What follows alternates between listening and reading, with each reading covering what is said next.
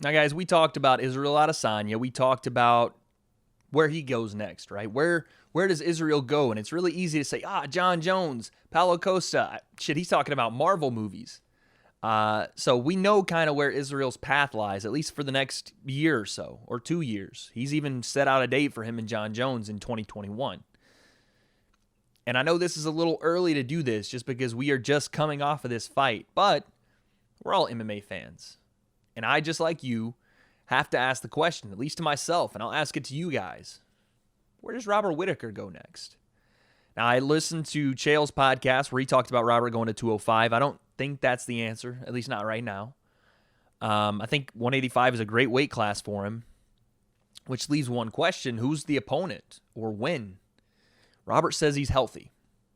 I know this is very early and Robert just came off a loss, but let's just fantasy matchmake, right? Let's just, if we had to make a fight, if we had to pick a fight for Robert to have next or win, or fans, we have to debate.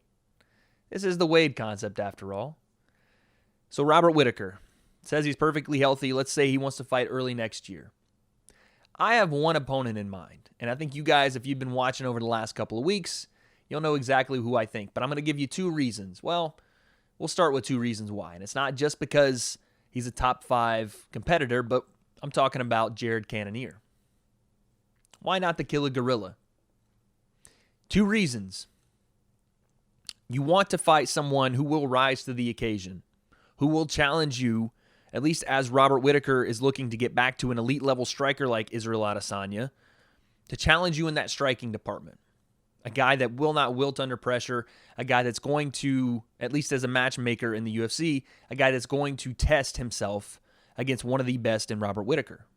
You want to make sure a guy can handle that. Because Robert's such a high-level fighter, you're not going to give him somebody that he can go in there and actually hurt, who's not ready for that fight. Jared Cannonier showed, a la Israel Adesanya, that he can go into a hostile environment in Denmark, where he's never been, in Jack Hermansson's backyard, deal with a heavy onslaught early, a la Israel Adesanya dealing with Robert Whittaker early, adjust in the fight to what's happening, because you saw Jack Hermansson take almost frantic and very quick takedowns on Jared Cannonier, basically admitting the fact that if I get hit while we're on the feet, if I try to play this game, he's going to hurt me. So I have to frantically scramble for these takedowns.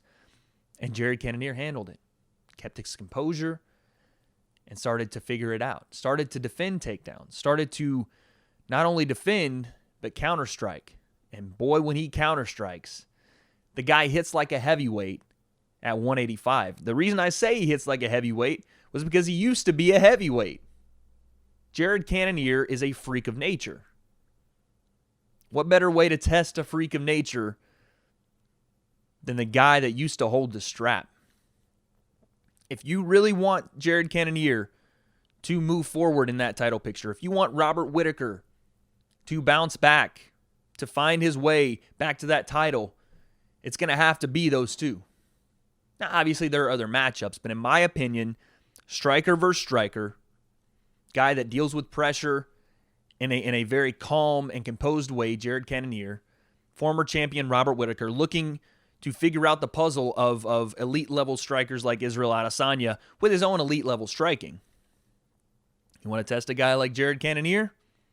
The champion, or the former champion in this case, is there awaiting. I think that's the fight to make. And again, I know this is way too early for this, but like I said, we're all MMA fans. It's in our nature. Now give Robert Whittaker the freak of nature.